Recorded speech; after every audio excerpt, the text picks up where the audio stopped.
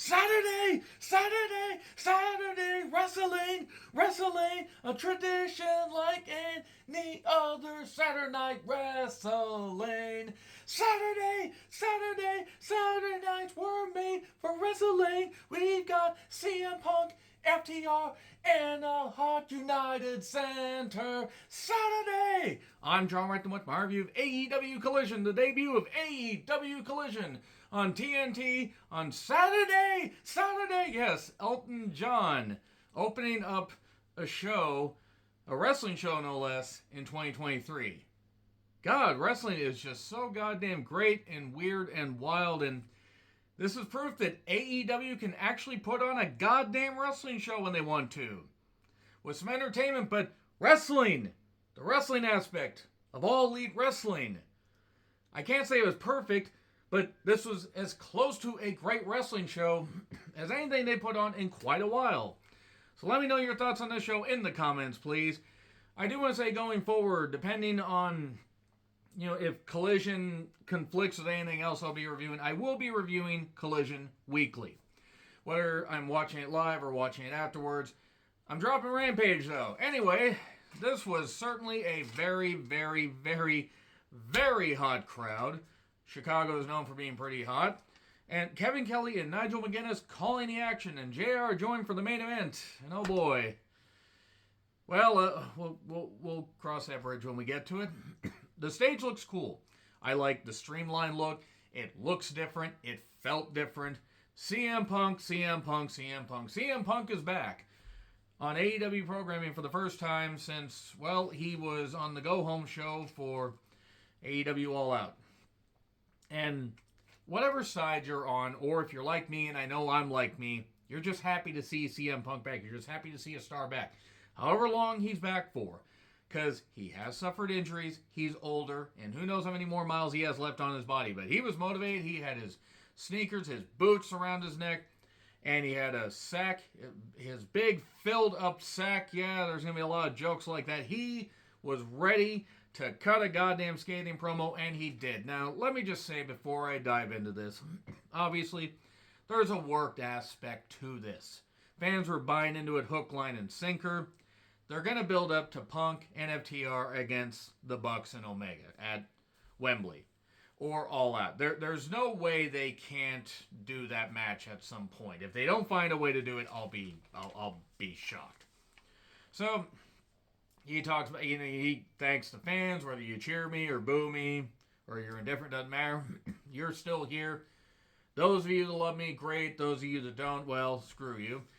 And, you're allowed to do that. And he said, in a business of grown-ups, it's not a popularity contest. Wrestling actually kind of is a popularity contest. Don't really know what he was saying there. He did constantly say, tell me when I'm lying. Tell me why this ain't nothing but a heartache. Tell me why. Was Punk coming back a mistake? Tell me why. I never want to hear him say that I'm going away. Now that everybody has tuned out because I butchered the Backstreet Boys song, let's continue.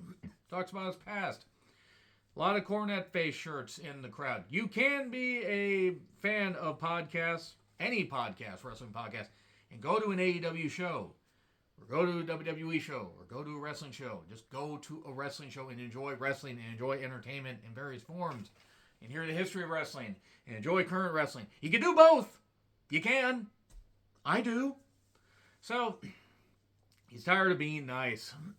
The fans made him. There were some boos, and that was to be expected because some damage has been done as far as the views towards Punk and towards the company in general. And he talks about how basically, well, let's see, what did he say? My mere presence makes people uncomfortable because I am the truth and the truth is painful. And that's true. Now, yes, some of this was pumped up. Am I the biggest absolute Punk fan ever? No. Yes, I do have this shirt. I cheered him when he was at the 2013 Slammies, which was a mere 6 to 7 weeks before he left WWE. I've been a Punk fan. I'm not saying I've loved every single thing he's done. And he's his own man. Allowed to do whatever the fuck he wants to do. But I will absolutely buy hook, line, and sinker the shit that he's selling. And He says, Zaslav called me One Bill Phil. Because I am the one, I am the one true, I'm the one true, genuine article in a place full of counterfeit bucks. That was great. That was great goddamn shit. That was fucking great. The counterfeit bucks thing. And to those that are booing me, I'm sorry, the only people softer than you are the wrestlers you like. He ain't wrong. He ain't wrong. I mean, look, again, however you feel about the media scrum and all that stuff, I stand by everything I've said about the Elite. Anytime I praise them, I meant it. Anytime I've said that I don't feel, especially that the Bucks are wrestlers, I meant it. And he talked about he's not going to hang up his boots. He's not putting them down in the ring. The Bag has the AEW championship that he never lost. He won the dog collar match, all this stuff that he did. And no one can fill my boots. And it's great stuff. Drops the mic and takes off. And then we get a package on the TNT Championship. They treat it like a wrestling show. Wardlow versus Luchasaurus with Christian Cage for the TNT Championship. Referee Rick Knox. Well, we can't win them all. Christian was doing some sneaky, snacky stuff and everything, and Luchasaurus took over, dominated during the break, actually having commentary called like a wrestling match. Nigel and Kevin Kelly. Kevin Kelly ain't gonna be able to do all the shows. He ain't gonna be able to do them all, because he's gonna be calling the G1, and he ain't gonna do the G1 remote. He's gonna go to goddamn Japan and do that, and I doubt he's gonna fly back to do Collision. But for this night, it was cool. And then Wardlow comes back, does get hit with a choke slam though, and then he stops the next one, keeps pulling the hands up. Christian does keep trying to do a little bit of distraction. We get another choke slam for 2. We do get one power bomb at one point. Christian's pissed, but because Wardlow took his time, he got hit with a move, 2 count. And in a power slam, kind of, I don't know what he was. I thought he was trying to do a tombstone. He was like, fuck it, I'll just slam him. And then we get, a few little shenanigans going on. The referee's out of position. Christian grabs a camera from a cameraman nearby, cracks Wardlow over the head. Luchasaurus covers 1, 2, 3. New TNT champion, and Christian celebrating. And I know his name is Christian Cage, but I'm calling him fucking Christian. Sorry, it's what I got used to. He, even though his time as Christian Cage in TNA yielded him better results than he got during his singles run in WWE, but I digress. He was celebrating like he was a champion. This may mean that Wardlow will go after MJF at some point, and that wouldn't be the worst thing in the world, but then Wardlow's going to lose, because Wardlow ain't going to be the one to beat MJF. Not after Double or Nothing. Last year, they're not going to have that happen. So then, Hobbs is still with QT. So I can't take Hobbs seriously. And I love Hobbs. I want Hobbs to succeed. He's not going to succeed with QT there. But Hobbs is in the Owen Cup tournament. And then we get replays of the TNT Championship match. And then we get Buddy Matthews, not Murphy, Dasha. Good job there. Dasha's a good ring announcer. Things happen, but it was noticeable. I missed it the first time, and then somebody played and they go, oh. So it's Buddy with Julia against Andrade El Olio. I can't unhear that Jungle Love song the same way. I can't unhear it. I can't unhear it. That's what I thought the first time I heard him call himself El Idolo. And if he lost, he would have been El Idolo. Okay, I tried. I was worried when they, when they both suffered injuries. There was a point where there was a Rana where Andrade hit the barricade. Buddy had tweaked his knee on the Meteora. And they had done moves before that, but then during the break, the doctors were checking on him, and then they got back into it. And this was a fine match. Yeah, it was mostly moves, but they sold stuff. I think they legit had, they legit got knocked around, so they probably weren't having to sell too much. A DDT spike for 2. Then big old knee strike for 2. We got The standing clover queef just straight out of the Rhea Ripley playbook. Makes sense since her and Buddy are happily together. Let's be happy for couples. Unless it's Saraya. I don't want to be happy for her at all. Never will be. And then, despite all that, Andrade gets out of it, gets the figure 4, transitions into the figure 8, just like his significant other, Charlotte, and gets the victory. And then Andrade is offering the handshake. But he goes to do it, and then blackout, and then Malachi blackface. Why? Why does it? I don't care if it's half or not. It doesn't look right. It wasn't good when Piper did it. Anyway, then you're staring down. Malachi and Andrade are going to be revisiting their WWE feud. Then lights out again. Hey, Scorpio Sky still works there. I mean, I like Scorpio Sky. I got to meet him and all of SCU at an indie show about 4-something years, almost 4.5 years ago, actually. Really nice guys. Kazarian, Daniels, Scorpio Sky. I'm thrilled that they're going to utilize Scorpio Sky because he's a really good athlete. And then Tony Nese and Mark Sterling are in the ring. We're hijacking Collision to do group training.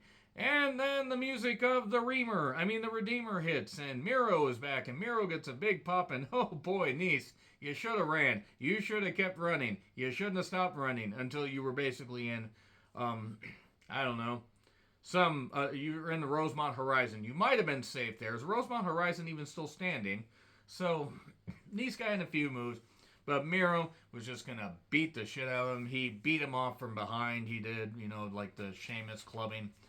And then we get the wine slam, the side kick. Game over. The camel clutch wins it. Big pop. And there you go. And then we go right to another match that got pretty sizable pops. We got Willow Nightingale, the current New Japan Pro Wrestling Strong Women's Champion. And Sky Blue, Chicago's own Sky Blue. Taking on Storm and Soho. I realize Storm and Soho actually aren't impossible to tolerate when they're at ringside without Saraya, defender of Abusiverse. Sky's mom is there again, and she slaps Tony when Tony gets in her face. Ruby took a fucking header on that pounce in the barricade. I was worried she got her bell rung. She seemed to be alright. I was a little... That really looked rough. I'm not blaming anybody. That looked very, very bad, though. And then... scintillating camera work during this match, I do want to note. It wasn't the best match, but the crowd was into it, and Sky did end up getting the pin with the code blue. And there you go. It was fine for what it was.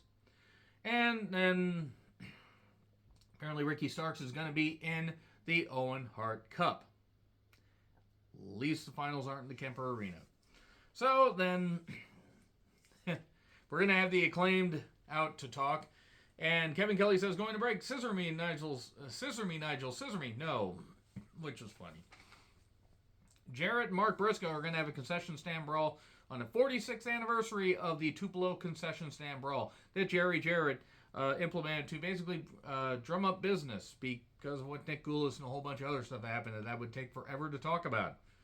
Great Tennessee wrestling history. So, Jarrett and Briscoe, if nobody else is going to be there, it's just going to be a concession stand brawl. I'm for it. That's what Jarrett said. Not that I believe Jarrett, but hopefully it's just them beating the shit out of each other.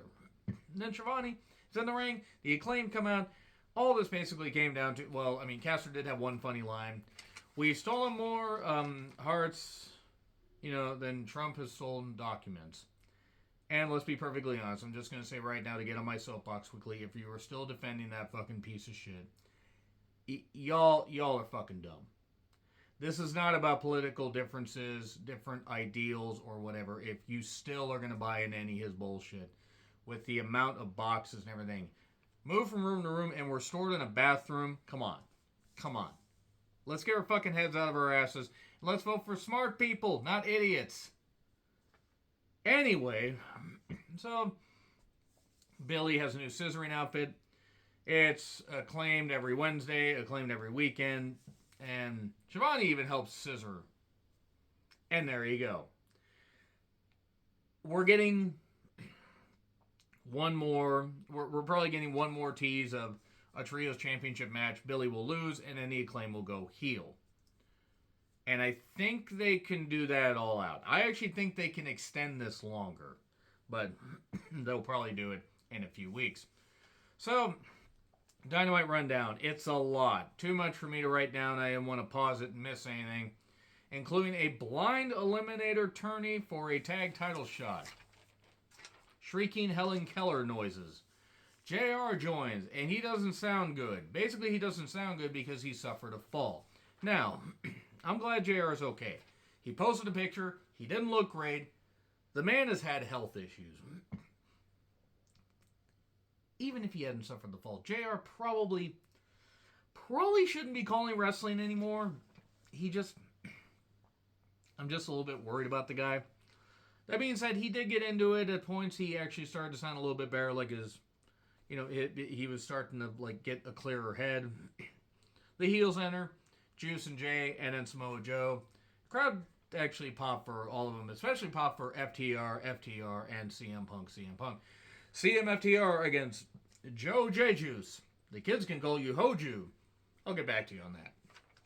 I'm not gonna try to go into great detail on this match, besides to say this is one of the best main events that AEW has put on their television, because it was wrestling, and yes, it was obvious who was going to take the fall. I was actually worried one of FTR is going to take the fall, and I thought the fans will probably burn the arena to the ground, or at least be pissed. Crowd was up for all this. They took it seriously. They utilized Punk properly where he got in his spots. He did have the face-off with Samoa Joe. He wants to work with Samoa Joe again. Joe respects the hell out of Punk, and vice versa. The pace is very good. The crowd is absolutely into this. They did nice building to tags, and they kept just the pace really, really well. Really good stuff. We did get... I did note one thing, though, that CM Punk is very energized. Because I assume in the secret compartment he fills with a super proton energy fill. If there is anybody, besides maybe one or two people that get that, I will be amazed. And I am probably, if anybody gets it, I will be shocked. So, more Joe and Punk, get some good near falls, and then eventually the big rig and the GTS to Juice Robinson. 1, 2, 3, and there we are. We have CMFTR winning the first main event of Collision. Am I expecting every single episode of Collision to be great? No. No, I'm fucking not.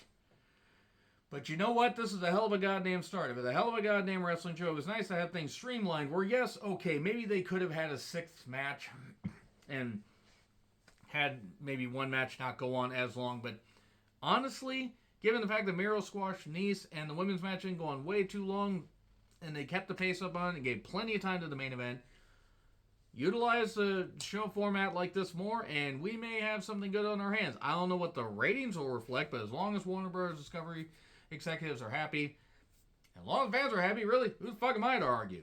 What do you think of the show, folks? Let me know your thoughts in the comments. Like, share, subscribe, Twitter handle in the description. I'm John Ritland. I'll see you soon.